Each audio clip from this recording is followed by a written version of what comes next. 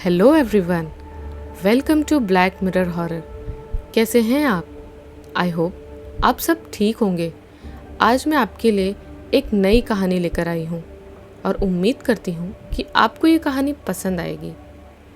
तो अगर आपको कहानी पसंद आए तो इस वीडियो को लाइक और चैनल को सब्सक्राइब ज़रूर कीजिएगा। और हाँ, साथ ही में बेल आइकन को प्रेस करना ना भूलें। इससे आपको मेरी नई वीडियोस की अपलोड्स की नोटिफिकेशंस मिलती रहेगी। तो ज़्यादा देर ना करते हुए चलिए शुरू करते हैं आज की कहानी। हमारी पहली कहानी का टाइटल है गेस्ट हाउस। उस रात उस अनजान सी जगह में जहाँ से वापसी की ट्रेन का आरक्षण अगले दिन का मिला था, एक गेस्ट हाउस में रुकना उसकी विवशता हो गई। उसने एक कमरा लिया। 3 मंजिला भव्य इमारत देखते ही उसका मन प्रसन्न हो गया। दूसरी मंजिल के कमरा नंबर 13 की चाबी स्वागत कक्ष में विराजमान महोदय ने बड़े आदर पूर्वक उनके हाथों में रख दी। सीढ़ियों की ओर संकेत करते हुए बोले, इधर से। वो अपना छोटा सा बैग लेकर चल पड़ी। जाते समय उसने लगभग सभी कक्षों पर ताले देखे, जिसे देखकर वो आश्वस्त हो गई कि इस गेस्ट हाउस के सभी कमरे खाली हैं। इतना बड़ा गेस्ट हाउस और किसी भी कमरे में कोई अतिथि नहीं, इस बात ने उसे कुछ शंकित और भयभीत भी कर दिया। उसने स्वयं को संभाला। बस आज रात की तो बात है, कल घर वापस चले ही जाना है। सोचते विचारते उसका कमरा आ गया, कमरा नंबर 13। उसने ताला खोला और चर्र की आवाज़ के साथ दरवाज़ा खुला तो भीतर एक विशाल स्वच्छ कक्ष, जिसमें एक डबल बेड और एक सोफे के अतिरिक्त एक छोटा सा स्टूल रखा था। पूरी इमारत खाली थी, इसलिए कॉरिडोर से लेकर अंदर बाहर अजीब सा सन्नाटा। उसे लगा कि कॉरिडोर में कोई सीढ़ियाँ चढ़कर आया है किसी अन्य कमरे में, और किसी आगंतुक की आशा से उसने उन पदचापों को सुनकर दरवाजे से बाहर देखा, लेकिन वहाँ दूर दूर तक कोई नहीं था। उसने अंदर जाकर कमरा बंद कर लिया और इसे अपना वहम समझकर स्वयं को सांत्वना देने लगी। रात के करीब 9 बजे थे। उसने कपड़े बदलकर आराम करना ही उचित समझा। क्योंकि उसे कुछ खास भूख नहीं थी, इसलिए उसने कमरे की लाइट बंद कर दी और सोने का प्रयास करने लगी। खिड़की से बालकनी के बाहर स्वागत कक्ष के आसपास लगी लाइटों का हल्का प्रकाश कमरे के अंदर आ रहा था। खिड़की खुली थी, जिससे हवा के ठंडे झोंके भी आ रहे थे, परंतु अचानक उसे याद आया कि वो पूरे परिसर में अकेली है। किसी अनहोनी की आशंका से वो उठी और उसने खिड़की बंद कर दी। वो वापस लेट गई और सोने का प्रयास करने लगी।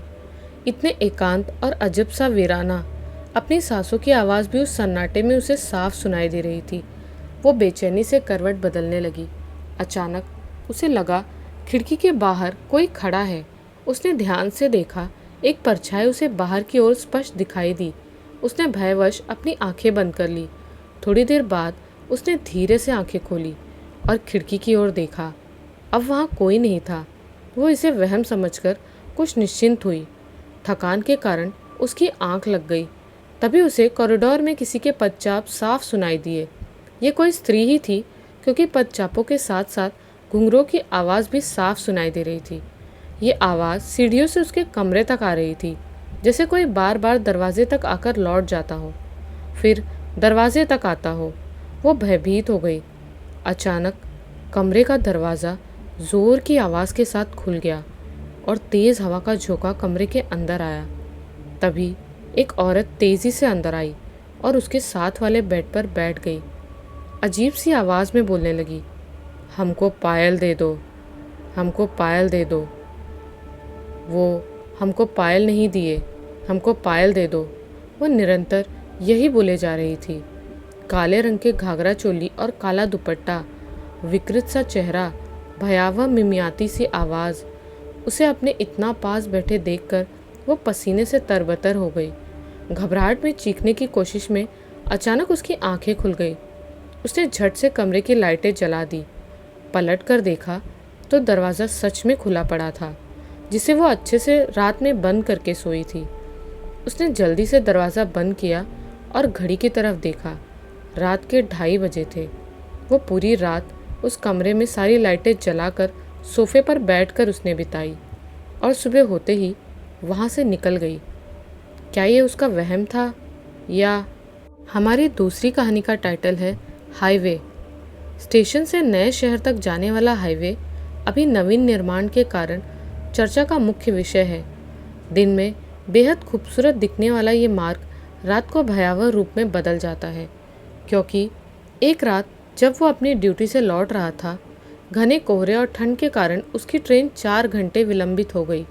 शनिवार का दिन अपने शहर से 80 किलोमीटर दूर प्रतिदिन नौकरी हेतु आवागमन ट्रेन से करने वाला वो अपनी मोटरसाइकिल स्टेशन के ही स्टैंड में खड़ी कर वापसी में उसी से घर जाता था। उस रात भी उसने अपनी मोटरसाइकिल उठाई और चल पड़ा। रात्रि का दूसरा पहर आरंभ हो चुका था। घने कोहरे के कारण रास्ता भी ठीक से दिखाई नहीं दे रहा था। हाड़ कँपाने वाली ठंड में वो धीमी गति से स्वयं को और अपनी श्वासों को किसी प्रकार साधते हुए चला जा रहा था। हाईवे का वही मार्ग जो विभिन्न किंवदंतियों से परिपूर्ण था, वो भी उस मार्ग के विषय में बहुत कुछ सुन चुका था, परंतु सुनी सुनाई बातों पर वो विश्वास नहीं करता था। ये कदाचित उसकी आयु और आधुनिकीकरण का चश्मा ही था जो उसे अनुभवी जनों की बातों को भी अनदेखा करने को विवश कर देता। रात के गहराते सन्नाटे में घने कोहरे के बीच उससे कुछ ही दूरी पर एक युवती हाथ देकर उसे रोकने का प्रयास करती है। इतनी रात जहाँ दूर दूर तक आबादी का कोई निशान नहीं, उस युवती को देख वो आश्चर्य में पड़कर किसी अनहोनी की आशंका से रुकना ठीक नहीं समझता और आगे निकल गया, परंतु वो युवती सहायता के लिए उसे जोर से आवाज़ देती रही। उसने मानवीयता दिखाते हुए कुछ ही आगे मोटरसाइकिल रोक दी। वो युवती भागी भागी उसके निकट आई और कुछ आगे तक छोड़ने का विनम्र आग्रह करती हुई उसके पीछे बैठ गई। ठंड के कारण उसका चेहरा शॉल से ढका हुआ और अस्पष्ट था। कुछ ही दूरी की बात है, ये विचार कर वो चल पड़ा, परंतु धीरे धीरे उसे अपने पीछे बैठे व्यक्ति का भार बढ़ता हुआ सा प्रतीत हुआ। वो इतना भारी हो चुका था कि मोटरसाइकिल की आवाज़ में भी भारीपन सा आने लगा। उसने पूरी हिम्मत से गति बढ़ा दी जिससे आगे पड़ने वाले गांव तक यथाशीघ्र पहुंचा जा सके, क्योंकि वो भी समझ चुका था कि पीछे बैठने वाली युवती वो नहीं जो उसने समझा था। मोटरसाइकिल की गति और बढ़ी। कुछ ही समय में वो गांव आ गया जहां तक छोड़ने का आग्रह किया गया था। गांव के बाहर मंदिर में जागरण हो रहा था, जिसमें अनेक भक्तगण संकीर्तन कर रहे थे। उन्हें देख उसने साहस बटोरा और मंदिर के ठीक सामने मोटरसाइकिल रोक दी। बोला, लीजिए आपका गांव आ गया। ये कहते हुए उसने पीछे गर्दन घुमाई, परंतु पीछे कोई भी नहीं था। इतनी ठंड में भी वो पसीने से पूर्ण रूपेण भीग चुका था। उसने मोटरसाइकिल को खड़ा किया और एक और खड़ा हो गया, क्योंकि उसे कुछ भी समझ नहीं आ रहा था कि जो कुछ भी हुआ वो क्या था, सच या उसका वहम। हमारी तीसरी कहानी का टाइटल है काली चुड़ैल। उत्तराखंड गहन वनों और बर्फीली पर्वत श्रृंखलाओं का अति मनोरम स्थल अपने आप में अनेकों रहस्यों को छुपाए हुए जनमानस को सदैव आकर्षित करता रहा है। इसी के एक छोटे से गांव में अपनी सहेली के घर कुछ अवकाश के क्षण व्यतीत करने का अवसर उसे मिला। अपने शहर से ट्रेन, फिर बस और फिर कई किलोमीटर पदयात्रा कर वे पर्वतों की ऊंचाई पर बसे उस छोटे से एकांत और बहुत ही सुंदर गांव पहुंचे। वहां पहुंचने में उन्हें लगभग दूसरा दिन भी अपनी समाप्ति की घोषणा करता दिखाई दिया। यात्रा से थककर भोजन इत्यादि कर वे सो गए। अगले दिन गांव के मनोरम दृश्य देखने का कुतूहल मन को आनंदित करता रहा। प्रातःकाल उठकर तैयार हो गर्मा गर्म चाय और पकौड़ों का आनंद लेकर वे दोनों निकल पड़े। पर्वतीय पगडंडियों से होकर गहन वन तक जाते जाते उसने कुछ अजीब देखा, जिसके विषय में अपनी सहेली से पूछे बिना वो रह न सकी। वो बोली कि गांव से आते हुए उसने प्रत्येक द्वार पर एक अजीब चिन्ह देखा। वो क्या था? इस पर सहेली कुछ संकोच से बोली, ये गांव के हर घर के बाहर देवी का प्रतीक चिन्ह था। मगर किस लिए, किस बात का भय है यहाँ? इस पर उसने बताया कि यहाँ जंगल में काली चुड़ैलें घूमती हैं। उसकी बात सुन वो आश्चर्य में पड़ गई। आजकल के ज़माने में ऐसी बातें, वो भी तुम जैसी पढ़ी लिखी समझदार लड़की के मुख से, सुनकर आश्चर्य होता है। उसने बात वहीं समाप्त करते हुए कहा, अब हमें चलना चाहिए। काफ़ी समय हो गया और दोपहर के समय यहाँ रुकना ठीक नहीं। लेकिन वो अपनी हठ में वापस जाने को तैयार नहीं थी। प्राचीन मान्यता और कहावतों पर उसे विश्वास नहीं था। आधुनिक जो थी, उसने कहा, तुम जाओ, वो थोड़ी देर और इन खूबसूरत जंगलों के आनंद लेगी। बहुत समझाने पर भी वो नहीं मानी तो सखी उसे वहीं छोड़ जल्दी से आने के लिए कहकर चली गई। वो अपने कैमरे में उन सुंदर पर्वतीय वनों के चित्रों को उतारने में व्यस्त हो गई। तभी दूर एक चित्र में एक वृक्ष के पीछे से झांकती कोई आकृति उसे प्रतीत हुई। उसने आगे कदम बढ़ाते हुए कहा, अच्छा, अभी तक यहीं है, गई नहीं? मुझे भयभीत करने की कोशिश कर रही है। ये बोलती हुई वो उस वृक्ष के बिल्कुल निकट पहुंच गई। तभी सामने एक भयावह आकृति उसके समक्ष खड़ी थी। काले फटे वस्त्र, विकृत काला लहूलुहान चेहरा, बिखरे काले गंदे केश और बड़े बड़े नाखून।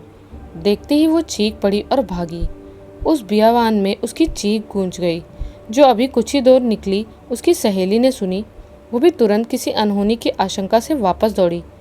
वहां जाकर उसने अपनी सहेली को दूर से ही भागते देख लिया और उसके पीछे भागती उस काली चुड़ैल को भी।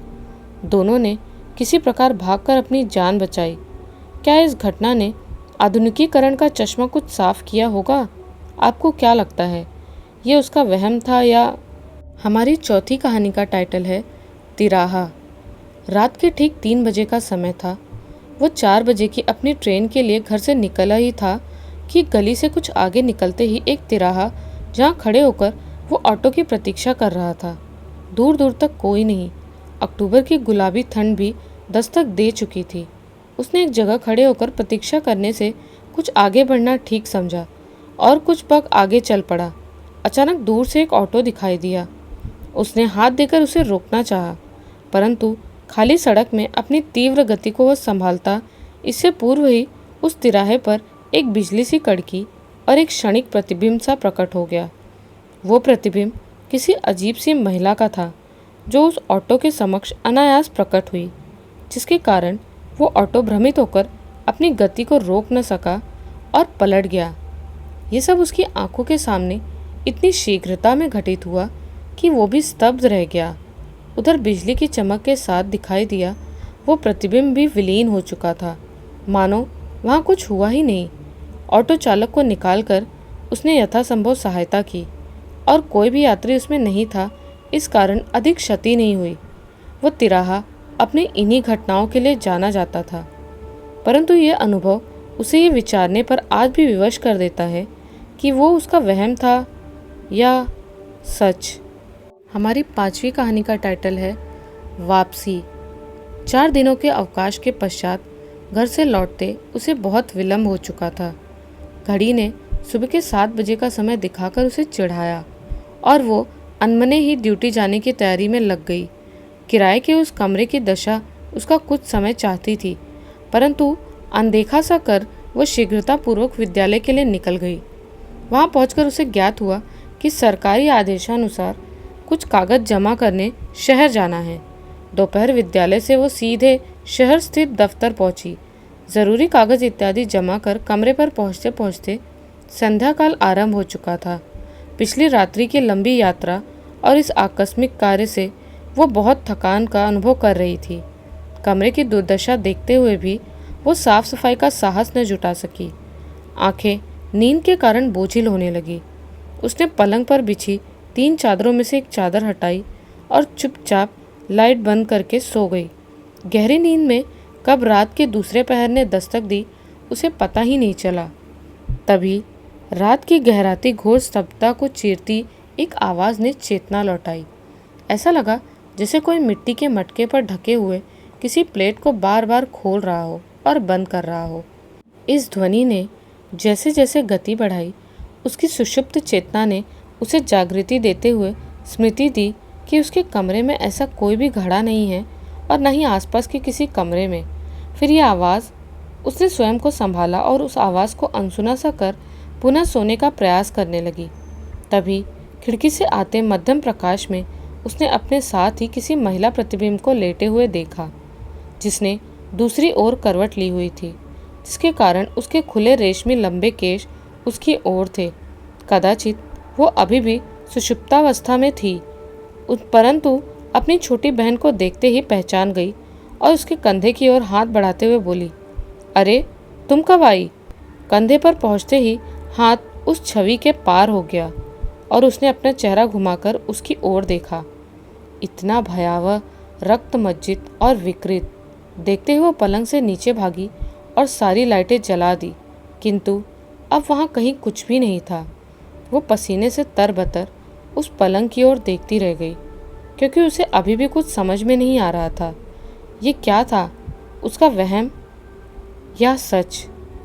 हमारी 6वीं कहानी का शीर्षक है भोज। गांव का पैतृक घर, कच्चा आंगन, गुड़हल, कनेर, अमरूद, चमेली के विशाल वृक्ष, जिनकी सेवा कभी वहां वास करने वाले वृद्ध दंपति किया करते थे। उनके स्वर्गवास के पश्चात उदास हो चला प्रांगण आज बहुत दिनों बाद जीवन सा प्रतीत हो रहा था। शहर में वर्षों से वास कर रहे उनके ज्येष्ठ पुत्र ने माता पिता को श्रद्धांजलि देने के लिए प्रांगण में पूरे गांव को भोज का निमंत्रण दिया था। भंडार गृह शाक, फल, अन्न से भर दिया था। घर के सामने खाली पड़े मैदान रूपी खेत में विशाल पंडाल, जिसके एक कोने में बड़े बड़े बर्तनों को भट्टी पर चढ़ाकर गांव के ही एक सिद्धहस्त ने नए नए पकवान बनाने आरंभ कर दिए। पूरा गांव जिनकी सुगंध से धन्य हो ही रहा था, साथ ही सामने दूर तक विस्तार लिए खेत और बगीचे से भी सुवासित हो रहे थे। गांव के बालकों की क्षुधा भी बढ़ती जा रही थी। सभी इस महाभोज की प्रतीक्षा में बार बार पंडाल के भीतर देखते और कुछ और विलंब जानकर उदास हो जाते। दोपहर 2 बजे महाभोज आरंभ हुआ। पंडाल के एक ओर पुरुष और दूसरी ओर महिलाओं ने पंक्तिबद्ध हो भोजन आरंभ किया।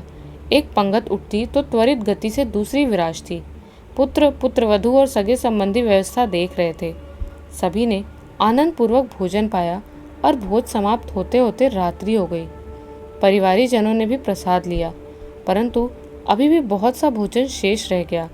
जून माह की तप्त रात्रि भोजन रखना व्यर्थ था, अतः 2 बड़े बड़े पतीलों में एकत्रित कर दिया गया, ये विचार कर कि कल सुबह खेतों में दूर फेंक दिया जाएगा, कोई पशु पक्षी ग्रहण कर लेगा। पुत्रवधू ने कहा, कल क्यों, अभी फेंक देते हैं, सामने ही तो है खेत। अनुभवी जनों के मना करने पर भी वो आधुनिकता का चश्मा लगाए अपनी पुत्री, 2 पुत्रों और बहन के साथ वो भोज्य सामग्री फेंकने खेतों की ओर चल पड़ी। रात्रि का वो पहर आरंभ हो चुका था जब इस प्रकार खेतों की ओर जाना ठीक नहीं था। वे सब सारी भोजन सामग्री को दूर खेतों में फेंक वापस चल दिए। तभी पुत्रवधू, जो सबसे पीछे चल रही थी, को अपने पीछे किसी के पदचापों का आभास हुआ। मुड़कर देखा तो कोई नहीं था। फिर कुछ पग चली तो पुनः वही आवाज़। ऐसा करते दुविधापूर्ण मन स्थिति के साथ वो घर लौटी। तब तक सभी शेष सगे संबंधियों ने आंगन में ही विश्राम की व्यवस्था कर ली थी। बड़े बड़े पलंग, खाटे और गद्दे बिछा दिए गए थे। सभी ने अपने अपने पलंग लिए और थक कर गहरी निंद्रा में सो गए। किंतु ज्येष्ठ पुत्रवधू को नींद नहीं आ रही थी। उसे लगा कि कोई चीज़ उसके पलंग के चारों ओर जोर जोर से चक्कर लगा रही है। उसने अनदेखा कर आंखें बंद कर सोने का प्रयास किया तो उसे चपड़ चपड़ की अजीब आवाज़ें आने लगी, मानो उसके सिरहाने बैठकर कोई दोनों हाथों से कुछ खाने में लगा हो। यह आवाज़ काफ़ी देर तक आती रही, लेकिन इसका आभास केवल उसी को हो रहा था, क्योंकि शेष सभी परिजन आसपास ही अब उसकी गहरी नींद में सो रहे थे। बहुत रात बीत गई। इन सबके बीच थकान से उसकी भी आंख लग गई। तभी उसके कानों के पास किसी ने कहा, पानी दो, प्यास लगी है। वो पसीने से तरबतर हो उठकर बैठ गई। किसे जगाए, क्या कहे। फिर उसने चुपचाप सो जाना ठीक समझा, परंतु जैसे ही वो आंखें बंद करती, वो आवाज़ पुनः उसे उठाकर पानी मांगती। वो घबराहट के कारण उठी और आंगन के एक कोने में परिजनों के पीने के लिए रखे 2 बड़े पानी के डब्बों में से एक का ढक्कन उतार कर रख दिया। पुनः अपने पलंग पर आकर लेटी ही थी कि घूट घूट कर किसी के पानी पीने की आवाज़ें आने लगी। उसे कुछ समझ नहीं आया।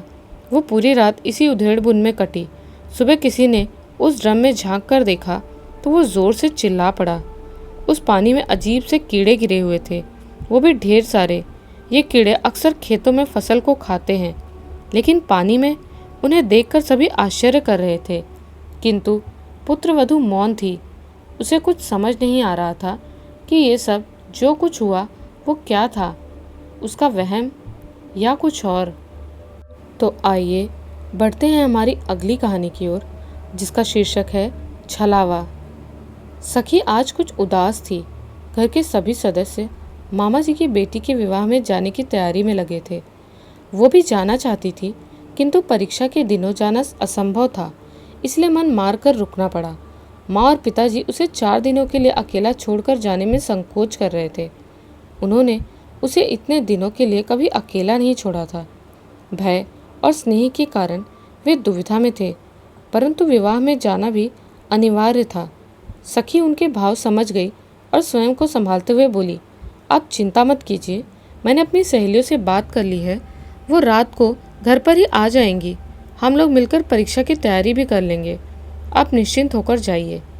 वे लोग भी निश्चिंत होकर विवाह महोत्सव के लिए निकल गए। सखी ने अपनी सहेलियों को फ़ोन करके रात में आने की पुनः स्मृति भी करा दी। वे दोनों शाम को ही आ गई। कुछ गपशप और मस्ती के साथ सबने पढ़ाई की। अगली सुबह वे चली गई।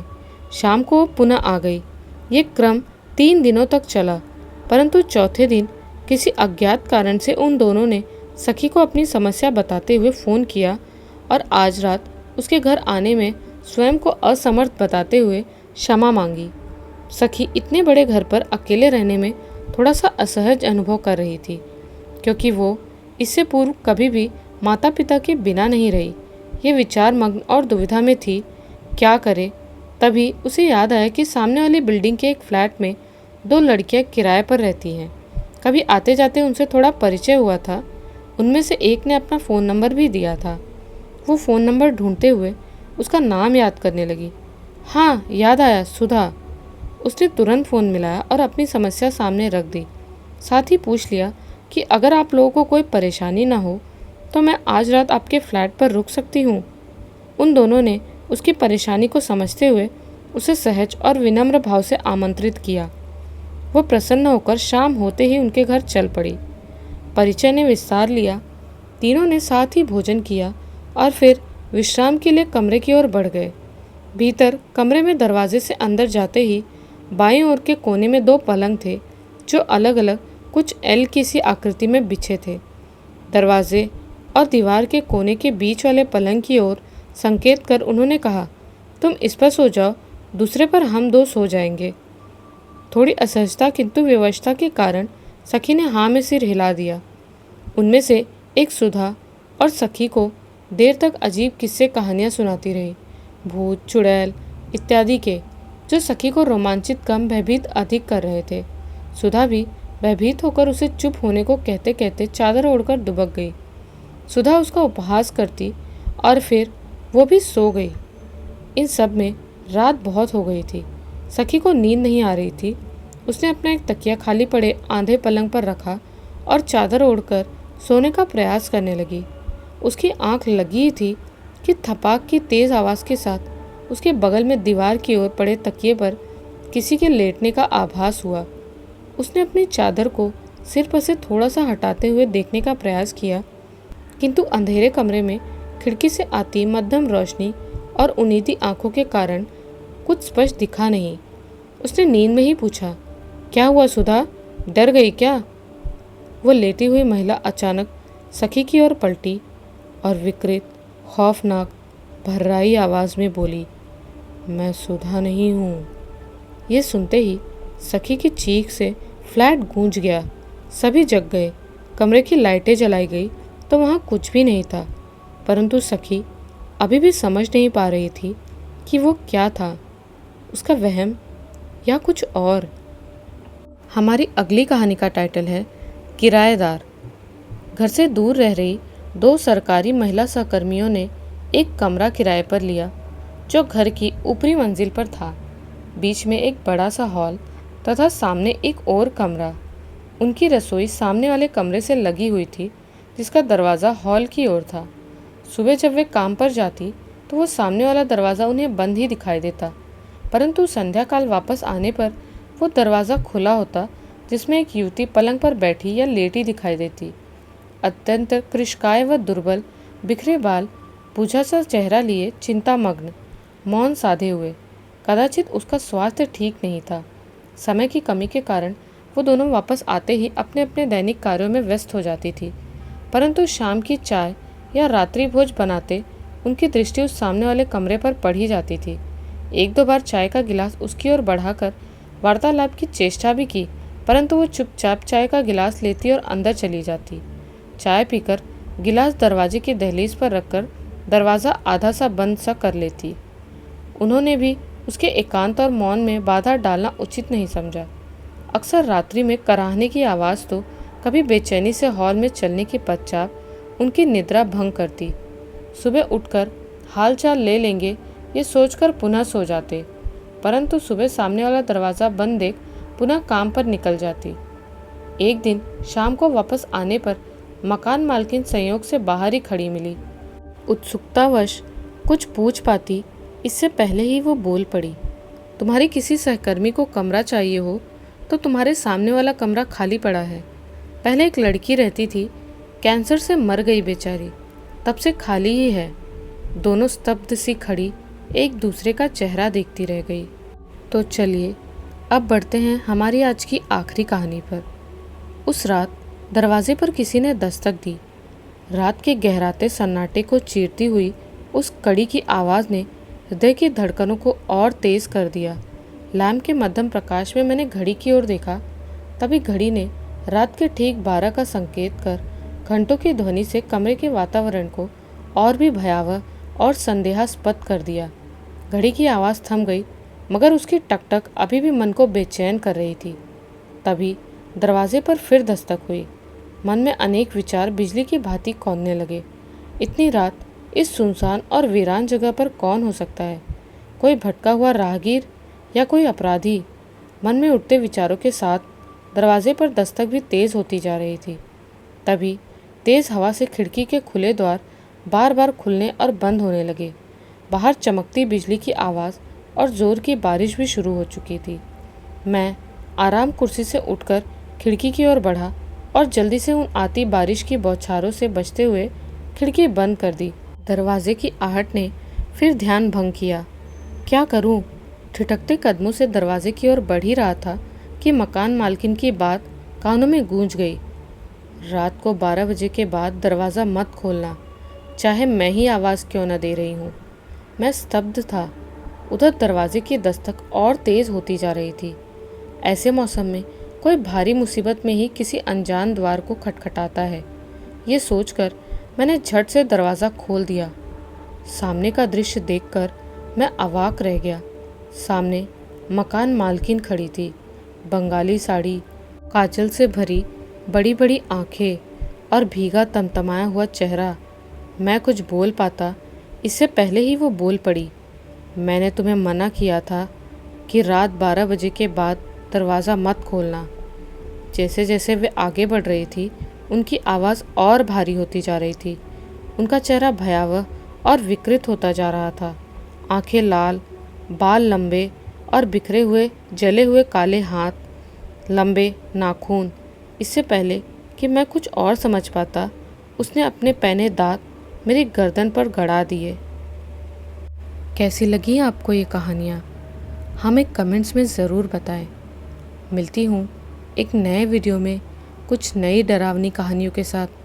तब तक के लिए बाय एंड टेक केयर।